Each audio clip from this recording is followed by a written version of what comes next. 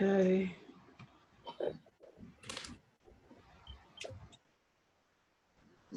Okay. Oh, I just heard the little ding dong, which means that somebody else is trying to get into. Come on in, have some chili. But what the water's fine. Yeah. Oh, that's from Another State of Mind. The movie Another State of Mind when they were on tour. Like, come on in, have some chili. They go to Canada during the tour. Yeah, it's all right. stupid. Ready? Hi there. Welcome to Psychics and Swears Ghost Stories. It's another Friday night here in October in Connecticut. Yep. And we are talking about intuition today. Johnny is going to be interviewing moi. And who knows what else is going to come up. That's always fair with us. Yeah. That's always true. This is about as loose as a show can get. Yeah, I was going to say that. This is about as loose as chill. and chill. It's basically a hang. We have a couple little ideas of what we want to talk about, and then we go with it. And today, I'm interviewing this big old love bug over here. You know what? Do you want to do the announcements, or would you like me to do the announcements? I will do a couple of them. So you can probably correct me on the dates because I'm horrible with dates. No worries. Devil's Night, October 30th. We will be at the Grimoire Academy for their big old Halloween shindig spectacular extravaganza. Come and see us, guys. It's in Tamarack, Connecticut. Come on by. The food's great. The place that they have it at is awesome. If you're an audiophile like us, there's no more beautiful place in the middle of nowhere. Moose Lodge. They're max capacity for tickets and stuff, but I mean, you can still come say hi. Hopefully you'll. We're not going to beat you away, we promise. Although if you're afraid that you won't get into that one, come and see us on the 23rd. We're going to be in Athol, Massachusetts. Mm-hmm. We're going to be seeing some of our favorite guys, the Spiritual Crystals guys. These guys are amazing. Eddie and Ryan. Yeah. Yep. There's no Chris between them. No, I almost said Chris this time, I almost did too, and I was like, what the fuck? I don't know where Chris came from, but they're the sweetest, and we love them. Yeah, they're good dudes. We love their crystals. As a matter of fact, I want to show you one that I bought from them. It's actually dyed on the inside, but it's a geode, and it's really cool. Can you see? Here, let me. No. Some extra fire. Fire! Extra light. There you go. It's really neat. It's kind of greenish in there, and I felt it when I picked it up. I always go by what happens in my left palm. If I pick it up in my left palm and I feel tingling or a vibration, then it has to come home with me, and sometimes that gets very expensive. You ain't shitting. Just saying. we have gone in the red numerous times just buying crystals. We're like totally irresponsible fucking crystal junkies. Every time we go somewhere, God. If you could see the table right now. The table, my altar, Jesus. We're gonna fucking Christ. I'm gonna take pictures. We're still in the midst of. I probably got like $500 worth of fucking crystals on my altar alone. We're still in the midst of me moving in here, so like all of my stuff is not in yet. When it is, we will take pictures and we will post because they're. Oh my gosh! Mm-hmm. And I will be the guy with the hand sticking out of the stuff. Help me! I'm buried. Everyone says you think you got a man cave till you start having your girlfriend move in. Then you realize it ain't a man cave no more. It's still a man cave. But anyway. It becomes a chick cave. Only half of it. Half a chick cave. 3/4 a chick cave. All right. So, Mr. Chick Cave. That's a good name. The Mr. Chick Cave. Oh, you know what? And in November, we're going to be up in Enfield. I have to look up the date. I think it's the first weekend of, or second weekend of November. And we are going to be up in Enfield because we're going to be doing the something for the veterans. Oh yeah, we're gonna be up at the American Legion now. Yep. Awesome. Anything we can do for the vets, I'm 100% on board. So, all right, come see us. If you see my head tilting down, it's the cat going through our feet. Yeah, Mama is on a prowl tonight. She's being a big. He just showed us her kitty. That's really great. Thank you, Dee, for that. And tomorrow, excuse me, if you are in Washington, D.C., I am going to be there with Brother George. We're going to see some heavy metal bands play. So we got a big day tomorrow. We got to be out of here by like 10 a.m. Well, then we got to get to Penn Station. Yep. Take a train, 5 hours to D.C. and possibly see some of our nation's capital. I've never been there, so I'm excited. In the meantime, I'm going to be likely on TikTok doing some live readings and having some fun. I might be on Facebook Live showing you some metal. Yeah. All right, so let's do this, baby. Can I have a sip of your my Erner Perma? Yeah. That's what he calls it, Arnold Palmer iced tea. He calls it Erner Permer. It's got a long story. Not even that long. You want me to tell you? Because it is funny. Sure. All right. So about 6 years ago, I used to drink. I used to go out and drink a lot. I still have a couple cocktails here and there. Nothing compared to how I used to be. And one morning I was very, very, very hungover. It must have been like 6 a.m. And I was not in a good mood. And my now former girlfriend came in and was like, "Hey, I'm going to the store. Do you need anything?" And I guess what I said, I don't remember saying this. What I said was, "Get me an Erner Perma." And she was like, "What?" And I was like, "Come here." And she was like, I'm like, "Closer." And she got closer. I was like, "Closer." And she was like this far away. I went, "Get me an Erner Perma." And I just bit her nose. You're such a weirdo. I love you. All right. Hence why she's an ex. Because that was the only reason. Yeah. I'll be polite for now. All right. So, what you got for me, baby? What do you want to know? All right. So we're interviewing you. So let's have some fun here. Let's get a little bit of your background. Okay. Where are you from? Where were you born? Tell me a little bit about your more ferocious years as a little tot. My more ferocious years. Less ferocious years? Equally ferocious years? I don't know. I haven't known you that long. So just tell me a little bit about yourself. All right. So I was born and raised in Connecticut.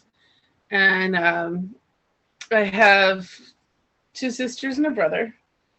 And all of us have some sort of something, whether it be, just intuition where we kind of know when somebody's going to call, or whether it be a real ability with art, whether it and expressing emotions through art and connecting and really, really connecting with people on a very deep level through art and music, or me, who just straight up talks to the dead. And well, were you raised religious? So or, I'm curious. My religious background is kind of crazy, y'all. My religious background is I was baptized Episcopalian and then raised Catholic. And I went to both churches for a while when I was a kid. So I grew up with a cross at church, and then the other one was a crucifix at church. And the joke was, that the Episcopals believe that, Jesus got down. The Catholics leave him up there, and the Episcopals are like, "No, Jesus got down." I think there's more of an emphasis on the suffering of Christ in Catholicism. They really send that home. Yes. So they absolutely do. But then, you know, I ended up in college meeting my friend Erin, who calls it Episcopalian Catholic light. Like their family jokes about that because, you know. It's like the Unitarians, they believe in one God maximum. It's the old joke. Yeah. So, but anyhow, so I grew up with this, you know, two different religions thing going on, but one of them was very much into like being able to see and feel spirit, and the other one was like, which one was that? Believe it or not, Catholicism. That's what I figured. Yeah. Yeah. Catholics are they have a weird emphasis on not only the suffering of Christ, but they have an emphasis on martyrdom and the absolution. What's the word I'm looking for? Sainting people, yeah, and giving them that title, and they almost become a deity in death. So the weirdest thing is that there was this thing about, you know, like feeling the spirit, and that was always going to be the Holy Spirit that you felt. Meanwhile, I'm over here talking to Grandpa, who had died like years before I was born, and having no idea that I was the only one that could see him, and, you know, and whatever. And it occurred to me when I was very little. I mean, I think you said something about tell me about your years when you were small. When I was little, like 3 years old, I was in my room after taking a bath, and my mom had walked out for a second. My older siblings needed something, and she was like, "Stay here," you know. I'm over here having a full-on conversation with Grandpa Walter, and that's my mom's dad. And my mom comes in, she's like, "Who are you talking to?" And it was like, boom, right in that moment, I realized she can't see him. She can't hear him. And she doesn't know that he's here. And it was like, okay, so right in that second, I was like, all right, I know something's different about me. And then, you know, you get this sort of subtle message through the years. And it wasn't just because of religion. It was just because of who my family is. It was like maybe a little religion. Maybe a little just who they are, but like we've had this very distinct feeling that like you're not supposed to be able to talk to the dead like that. Yeah, no. You know, and like there's this very distinct feeling that you would that I would not be believed if I said something to them. So I didn't, and I blocked that. I shut that skill down because if you can't use it, you lose it, you know? Mm-hmm. So, but I obviously didn't lose it entirely. Obviously. So that's when I first knew I had it, and when I first knew that it was unusual to have it and that people are scared by it. Well, yeah, I mean, I lucked out because I was raised Catholic, and there was a big emphasis on anything that was supernatural was considered deviation. It was considered commerce was the devil, like for real. Yeah. Well, there's that too. I looked up because my mother was very open to psychics and was always into ghosts. You know, I told you some of my earliest memories are watching sightings with my mom and my dad at night, hosted by Tim White. No case is closed to an open mind. Yeah. You know, I love that guy to this day. He's like one of my favorite people.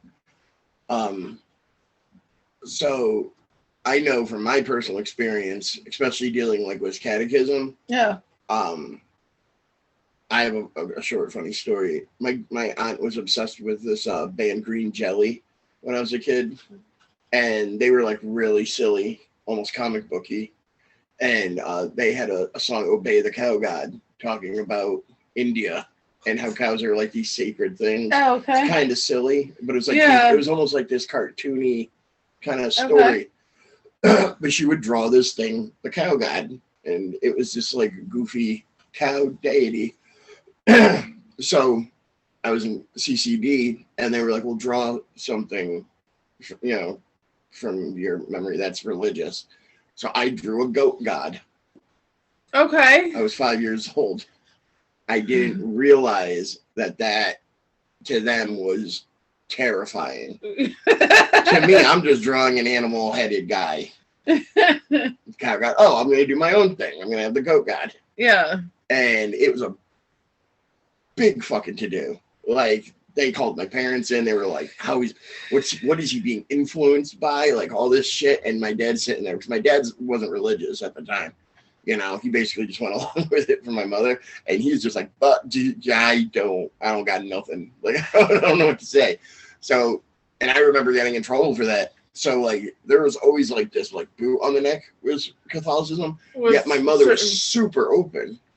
So it was, like, this weird, like, is it okay? Yeah. Is it not okay? Well, I had a little bit of the same thing because my father was over here, like, all of my children, except you, Holly, which is so weird, are indigo children. And indigo, I don't know if you guys know about indigo children. I've watched a couple documentaries on it. I know what they are. I just don't know what makes an indigo child. Okay, so indigo children, they say, are, children of the universe. They're children who were sent to the earth in order to do something specific, like to really help and, like, push against the grain a little bit, to make the world a better place, to do some healing. They have psychic abilities. They've got abilities, with interpersonal abilities and things like that, and interconnectedness. And, they're able to do things that on a level that other people maybe don't have the ability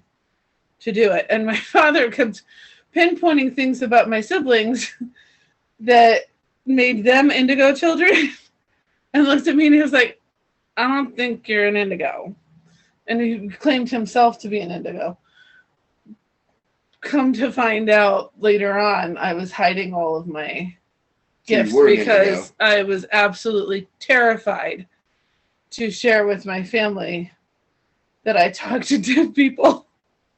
Yeah. And that I've been doing tarot and oracle cards and whatever for friends and what have you since I was 15, that I've been meditating, since I was in my early 20s, that I had been doing things like learning about the chakras and all that kind of stuff since I was in my early 20s. And so you had that thirst for knowledge of metaphysical. Absolutely. What was your first like supernatural experience that you remember, as far back as you can go?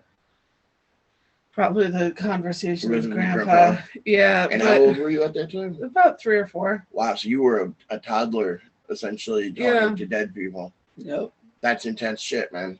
It's a lot to put on a kid too, but it's like a gift and a curse almost. Well, I think when you're little, because I remember this with one of my nieces, like when you're little, you kind of don't register that it's abnormal until somebody tells you that it's abnormal. Well, that's like where any kind of bigotry comes from. Yeah. You aren't born a bigot. You're not born a homophobe or whatever. Like that shit has to be taught to you. It has to be. Right. Yeah. So, for me, it was like people, I learned about people in the Bible that were prophets, and I learned about people that, but it was always like people from like thousands of years ago. Yeah, it was nobody like that had a driver's license. Like it was nobody. It was like no one. Except like Edgar Casey and people like that who. But those weren't people that we learned about in school. 100%. I went to Catholic school, so those were not. People that we were learning about in school. So you were learning about like Ezekiel and people like that. We were learning about Ezekiel. We were learning about the prophet Isaiah. We were learning about what is his name? The one who baptized Jesus. John the Baptist. John the Baptist. I'm literally talking to John, and he's. Anyway. I'm not a Baptist. Maybe in a weird way. And we were talking. No, we were talking about, people like that, but nobody, now. And then we had like Miss Cleo. Do you guys remember Miss Cleo? Fuck, of course. I used to see her in the morning. So, combine all this with everybody making fun of Miss Cleo. God. And, all of that. And here I am. I'm like, but I think it's real. My family's like, it's not real, Holly. That's why I have such a hatred for charlatans. I have a real like burning hatred and just like a sick hatred for people that are charlatans. Not only because what they're doing is morally wrong to me, yeah, but that they make people who genuinely do have these gifts feel the way you probably felt. Well, I felt like, oh my gosh, am I from the devil? Okay, like, so you know, at like, what point did you start pushing against the grain? Like, no, like this is fucking real. I'm not crazy. I know what the fuck I'm doing. Like, and did you ever have any negative experiences with dealing with the dead? Anything that maybe scared you? Oh, there are tons of things that scared me. Well, shit, I'd love to know. Oh, I see her little claw you were talking about. Yeah, the mama has extra claws. Okay, go, Go, weirdo. She's the one to no, you wanted to come up and now you want to come down. I got it. All right, stories. Tell me the scary stuff. Scary stuff. The Halloween. Let's do this. Oh gosh. Okay, well, I hope my friend when she hears this doesn't kill me. But give her a name to protect the innocent. I'll call her Tallulah. Tallulah. She'll understand why. So, okay. So Tallulah was over my house, and this is when I was living in a barn. Believe it or not, it was a converted barn. It was a converted barn. Yeah, living in a barn. No, but were you Amish? Almost. So anyway,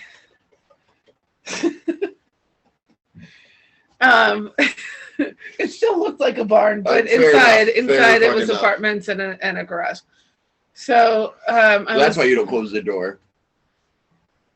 So anyway, not that I was telling a story or anything. I'm sorry.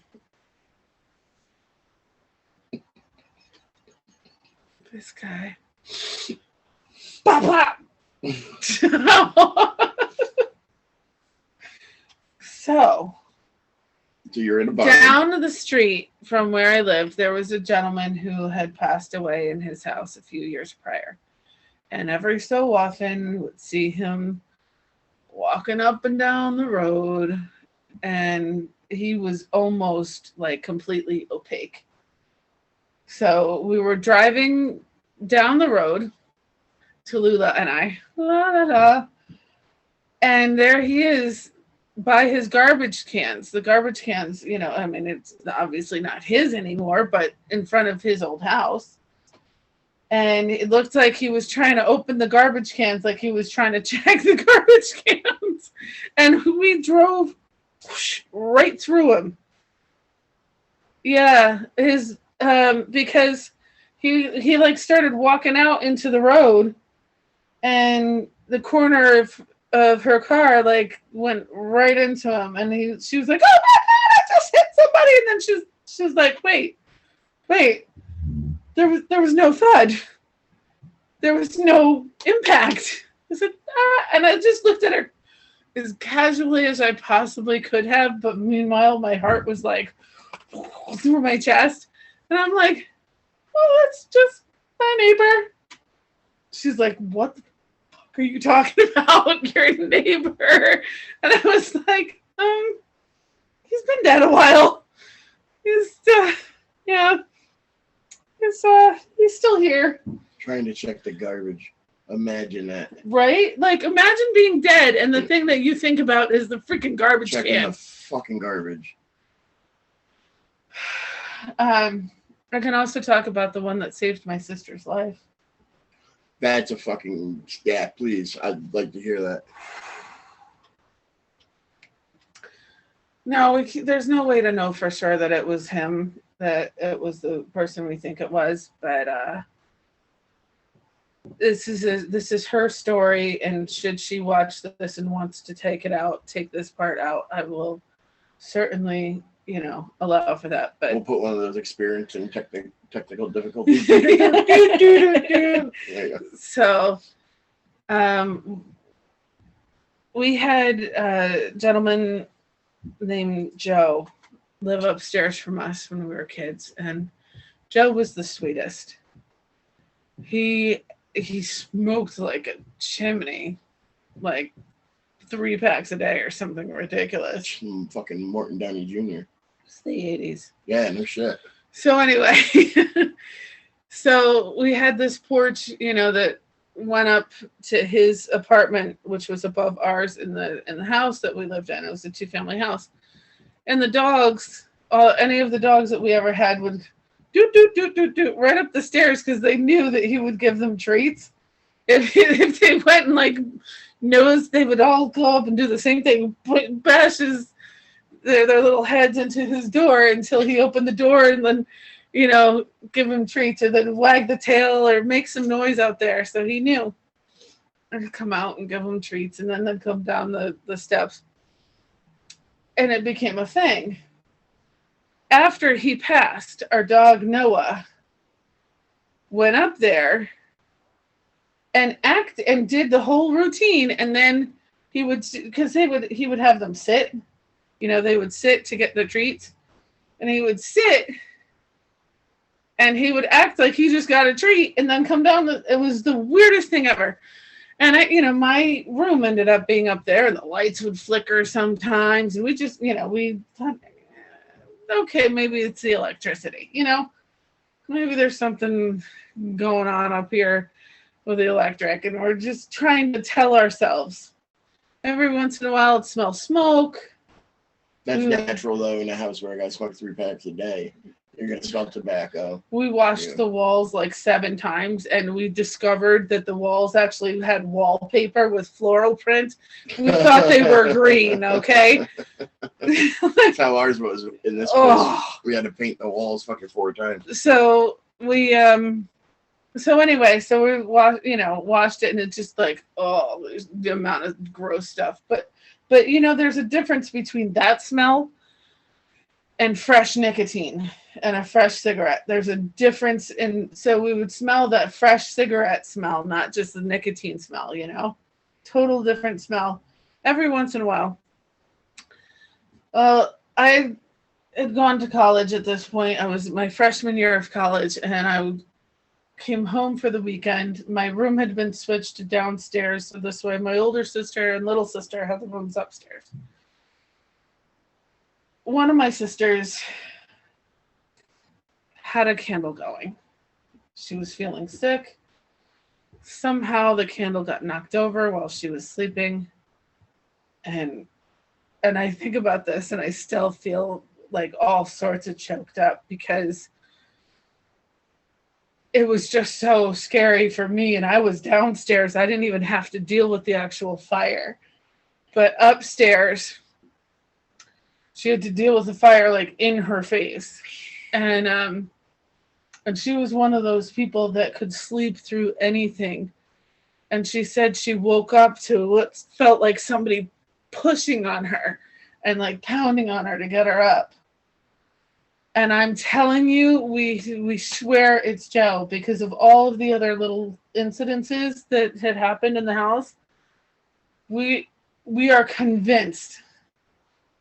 I know she's said she's convinced that it was him. So it was Joe that woke her up. That's what we think. That it was him that woke her up. Not that tipped the candle over. We think that was an accident. That's She's one of those things. Shit happens. Yeah. Not to make it light. I mean, that's a horrible fucking traumatic thing to go through. Absolutely. But like you've slept next to me, you know what it's like to sleep next to a Broderick. We're all arms and legs. Oh, are you? No kidding. I beat poor John off. Sorry, baby. But yeah, I mean, there's no love lost with that, there's no anger about the accident that happened with the candle whatsoever. Right. It is what it is. Literally shit happens, and it was an accident. No one can take. We're just so happy that everybody survived it. That's and that the everybody's thing. Good. You fucking imagine just smoke inhalation. That's what people mostly die of in fires. Yeah. But yeah, whoever it was, whatever guardian angel it was, or Joe, they were a hero that day. Joe was looking out for you guys. I really feel like it was him. So there's. God, that's fucking terrifying, baby. So I got a scary / comical one and a heart touching story there for you. Got any other funnier ones? Because I want to bring this up. Bring Funnier this back ones? up a little bit.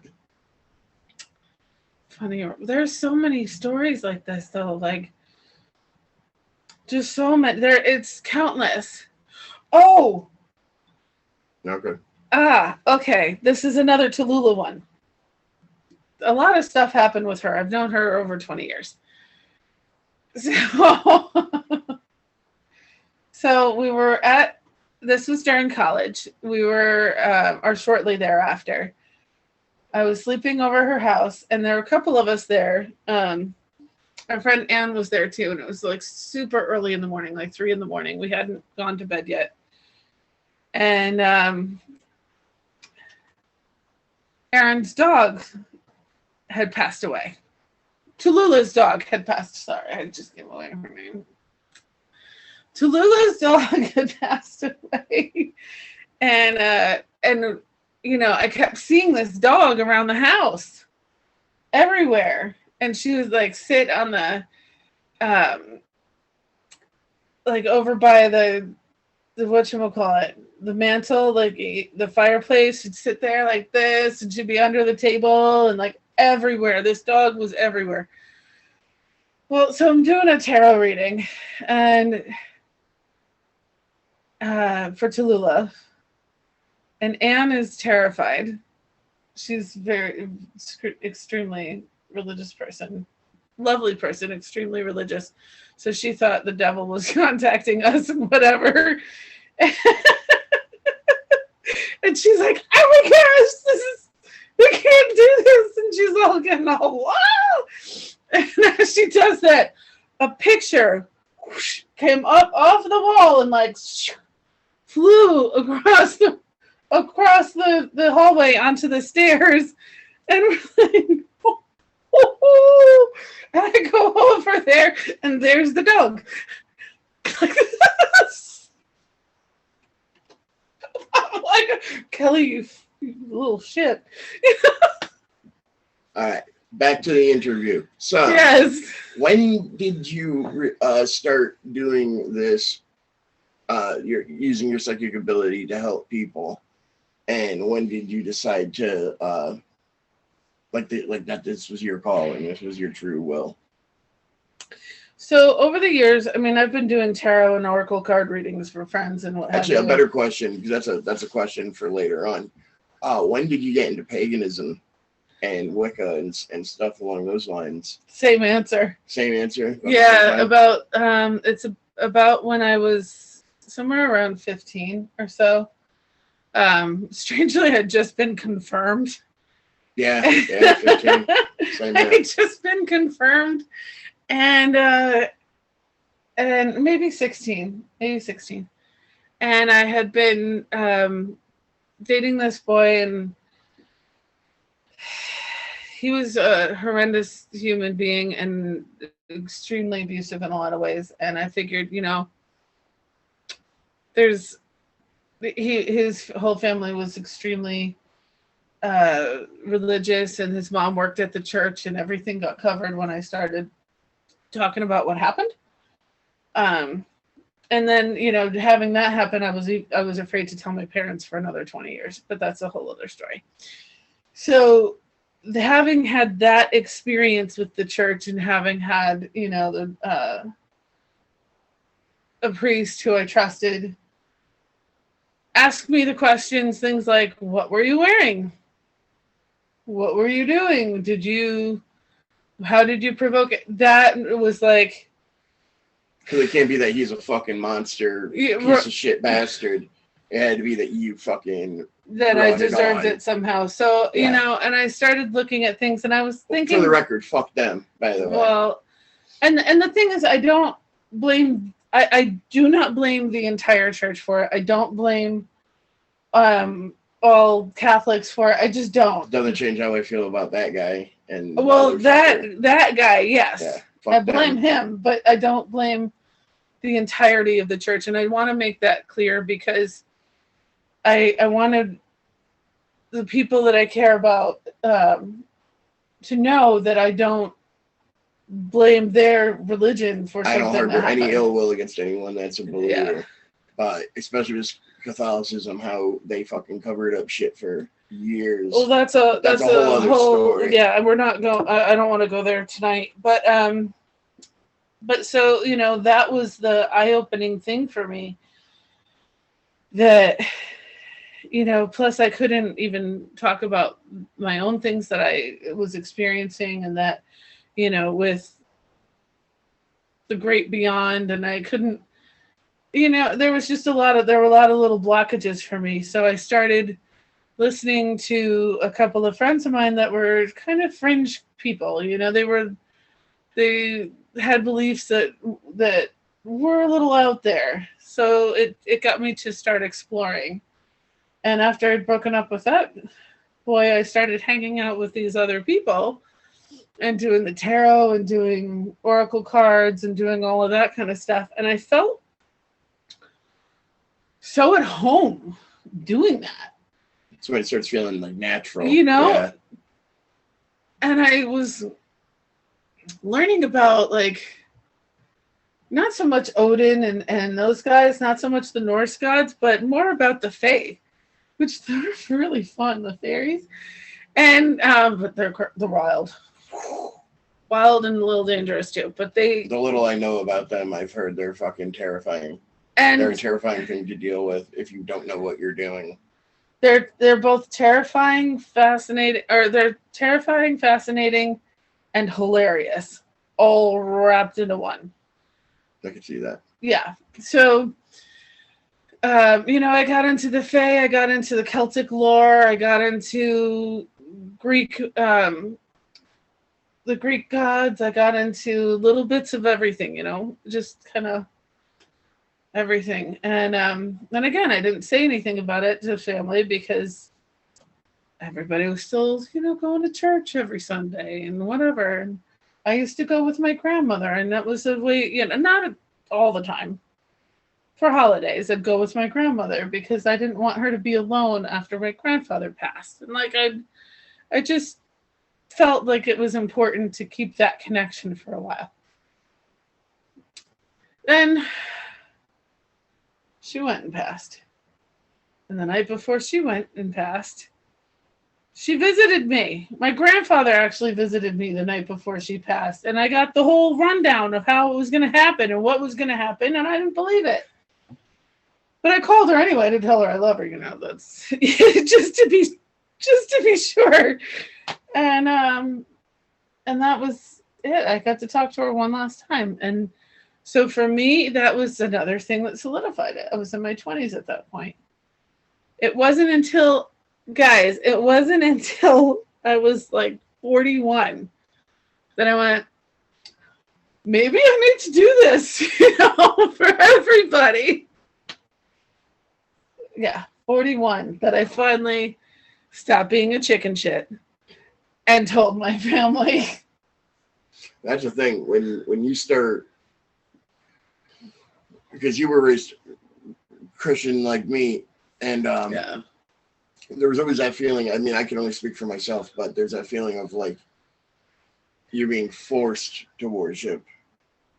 Whereas when I started finding my current later on in life, and it was later because I kind of what the pagans would call throwing the baby out with the bathwater. When I left the church, I left it all. And I would have considered myself a militant atheist. Yeah. I tried that to the point of being a dick about it. You know what I mean? Yeah. Being very, somewhere on my bookshelf, I have the God Delusion and all this shit from Christopher Dawkins, or Richard Dawkins and Christopher Hitchens, who are amazing people, very smart, very intelligent, but they throw the baby out with the bathwater because there's nothing to explain the numinous and the fucking supernatural and the paranormal. And when those things happen, sure, you can explain them away, which I did for a long time, but it gets to a point where you just can't explain shit away. Coincidences don't exist. So and you'll learn that. So you started learning about the Fae. You had these friends that started teaching you about this, and you decided to go into business for yourself. Much later on, Much later. Kind of like a free agent psychic. You want to know the story behind that? I'm all ears, baby. I am interviewing you. Okay. So the story behind that is I had lost my job for the third time during COVID in 2020. I was super done with not having work. I was like, Here. brains everywhere. I mean, I started out of boredom and love all at once. I started a whole organization to help people by making mask extenders because they were only getting the masks that had, you know, the things behind the ears that were really hurting everybody. So we made like 20,000 of those things and donated them. And that was amazing. But I'm going to be honest, I started it because I could not stand sitting still. Mm. And I had to do something. So I did that. And I had this moment. I was sitting on my bed and I had my deck, my Oracle deck right on my bookshelf. And I looked at it and I just looked up, and I said, all right, universe, if I should be doing this, for a living, because I was already teaching meditation and that kind of thing and teaching about intuition a little bit and the chakras and all that. I was like, if I should add this to my business and really make this the central point of my business, give me a sign. And I literally sat there and I stared at the cards for like 3 minutes, like this. Just staring, not moving. And I get this weird voice in my head. It's a woman's voice, and it says, go on Facebook. I was like, what in the fuck? Go on Facebook? Okay. So I grabbed my phone. This is the phone, actually. This phone right here. And I'm like, all right, now I'm on Facebook. Now what? Now what? What am I going to do on Facebook? So I go on Facebook. Mm-hmm. And it's like, go to the groups and scroll through the groups. So I'm over here like this, scrolling through. She's like, stop! I hear that's like huge, stop! Okay, this is like, what the fuck is going on in my head? I'm thinking I'm crazy. And I'm like, all right, so I stop on this singles group. And I'm like, okay. She's like, join that group. I'm like, what the fuck? What happens in somebody's head where they're listening to a voice that's not my own saying, join that Facebook group? Like, who does this happen to? You. Yeah. That's So it. anyway, so I joined the group and I'm scrolling, and I'm like looking through, and I'm kind of not really impressed, to be honest with you guys. Not super impressed. And it goes, I hear, talk to him. I'm like, who? There are like 17 names on here, on this one part alone. And so I scrolled slowly, and I came across this guy, Steve, and it goes, talk to him. And so I did, and I explained to him, like, within DMs, the private messaging, like what was happening. And he's like, that's interesting. I didn't say like some creepy ass woman's voice in my head told me. I said, Mm-hmm. I got this feeling that I needed to talk to you. So, and I said, would you mind if I called you? And he's like, yeah, all right. Like, he's thinking that he's gonna have a good time with this. He's got himself a date, Actually, I don't know that that's true. I'm teasing because it's, singles group and whatever. But anyway, so I call him, and his wife had passed away the year before.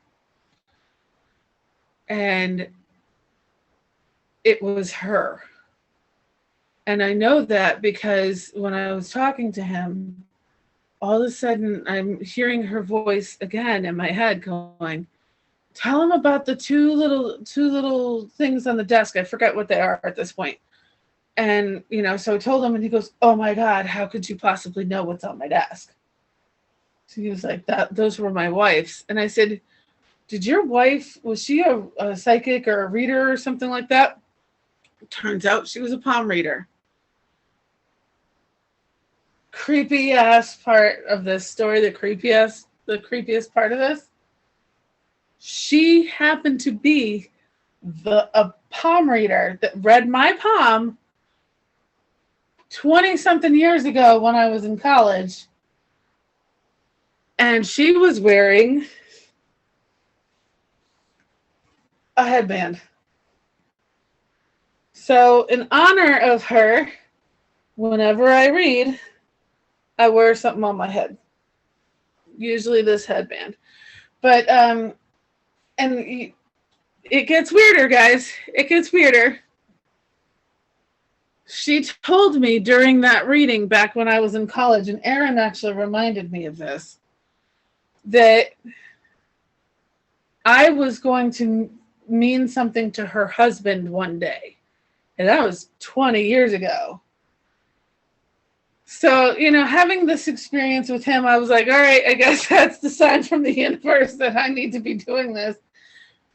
She's also the one, baby, that said that I was going to meet somebody who had a white truck, which you had at the time that she had done the reading for me. She's also the one that said that whoever I was going to end up with, it was going to be a little bit later in life, that he was going to be in a slightly different part of Connecticut, and described you.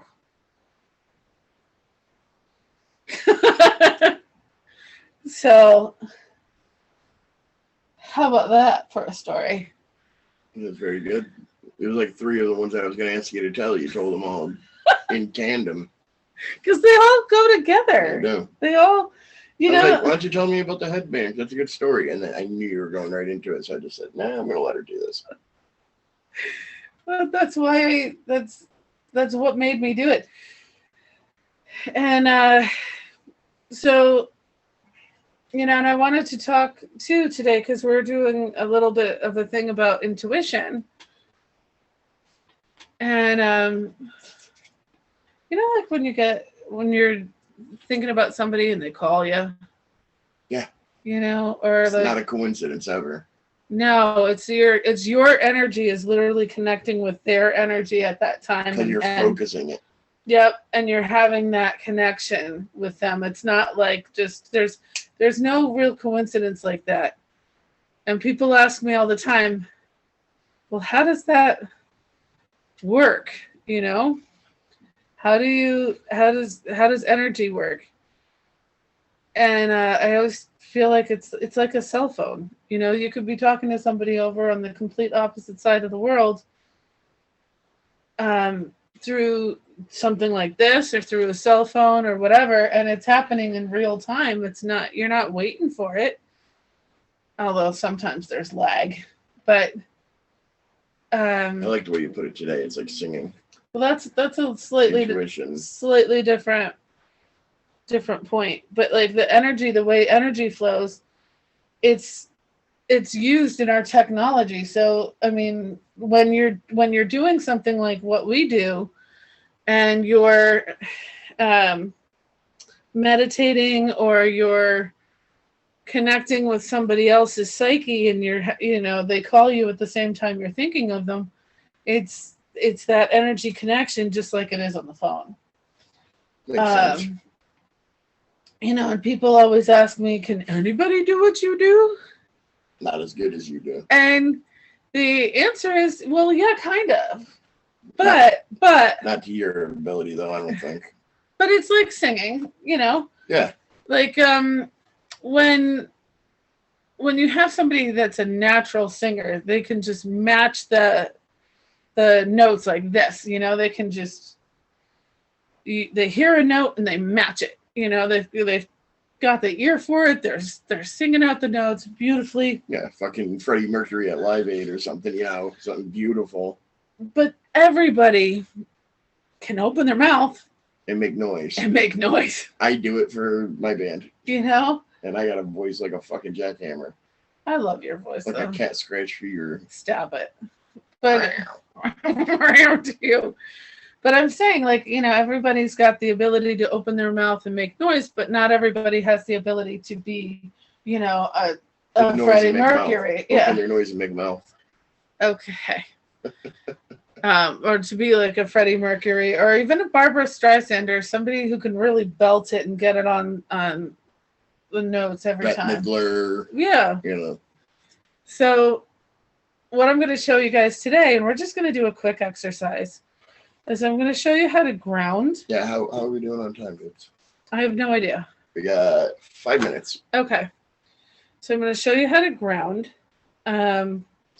which is key for using your intuition because you've got to, it's literally using the electrons. So if you guys know anything about energy and you know anything about electricity and the flow thereof, you stepped on my toes. Sorry, babe. You know that electrons are the little bits of the molecules that just fly between, they're the bits of the atom that can fly between other atoms. They bounce off other electrons. And they bounce in and out of existence, and they bounce. No, protons, I think. Nope, that's electrons. Yeah? Yep. So they bounce here and there and everywhere. They're gummy bears. Wow, 80s reference. Sorry, guys. Amazing fruit. But they bounce, you know, they bounce everywhere. So when you take off your shoes and you put your feet on the floor, preferably a wooden floor, or outside was even better, outside in the grass, you're literally picking up the electrons from the earth and doing an electron and electricity exchange with the earth when you do that. So it's grounding. It's getting you centered. And when I say centered, it just means that everything is flowing beautifully through you. When you're wearing shoes, most of the time your shoes are going to have a rubber sole that stops that energy from flowing through to the ground. So that's why, you know, I'm barefoot so much of the time. So that is one way to really connect and make the electricity and make the energy flow faster through you. Another way that you can enhance your intuition or tap into it a little bit is to get really quiet. And I know I've been like a jabbermouth all day, you know, but you get quiet. And you just take a breath and breathe out. Keep your spine nice and straight. And when you do this and you're really trying to focus on your intuition, give yourself a focal point. Give yourself something that you want to accomplish. So if you're doing this and you're focusing on the intuition, you're not just going to go, let me have greater intuition. You're going to breathe and maybe come up with somebody's name and ask, you know, for the universe to have them call you if, you know, or have them, or take a moment and breathe through it and ask the universe to be able to see the next minute or the next 5 minutes or 10 minutes into the future. What's going to happen? Something that's unexpected that's going to happen. You want to see that kind of thing. Okay. You don't want to go, well, in 5 minutes, my alarm clock's going to go off because I set my alarm. Like, that's not intuition. You know, like in the next 2 minutes, my phone is going to ring. Or in the next, you know, in the next 10 minutes, you know, my lights are going to flicker or something, you know, like something that's a little bit unexpected, but also not scary. And you can do that kind of thing. And I've been working on that for a long time. I know John has, you still working on it? Oh, I was, yeah. All right, so let's do it for just a moment.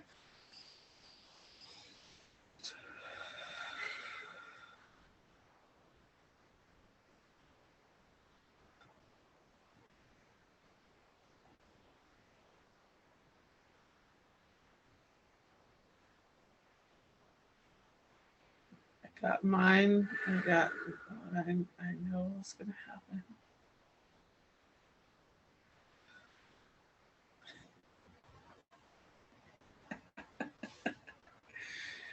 I'm giggling because mine is already happening. How you doing, baby?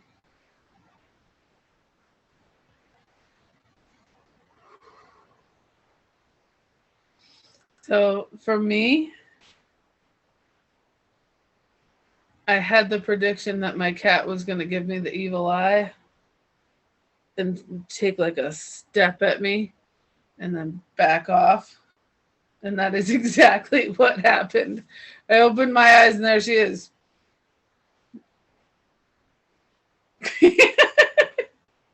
And here she comes. Here she comes. So let me know, if you've got, if your predictions come true. I'm actually going to write something down for you. Now, Dee, I know you're the only one watching live right now. So I'm going to write down a number between 1 and 20. And I want to see, just take a moment, and I want to see how close you can get to this number. All right. Baby, you see the number? Mm-hmm. Okay. So, all right, Dee, take a moment, take some breaths, see if you can figure out what that number is. I love doing this exercise. Baby, you with me? Can you maybe come back to us? Yeah, I'm sorry. Thanks. It's okay. I know once you get into meditating, you really get into it. But I love doing this exercise because what this does is it allows people to have some success, because most of the time when people do it with me, they get really a lot closer than they ever thought. All right, Dee, what's the number? What do you think? Oh, put the mic on.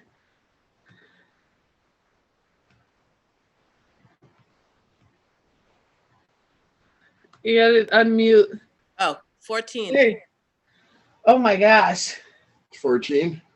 You were so close. Can you guys see this? No, what is that? 15.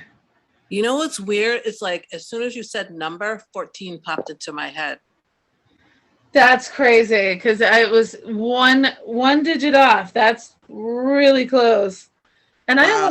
I almost put 14 also, but I was like, me and my fours, I gotta go with something different. And it was weird because like 5 kept like jumping around in my head too, but I was like, no, 14 was first. That's really funny. What would you have guessed? Probably something similar. Yeah. 12 or 13, yeah. 12 or 13. I almost did 11. But I thought, no, 15 was the one I went 14 and then 15 stuck in my head and I was like, that's it. I got to go for that.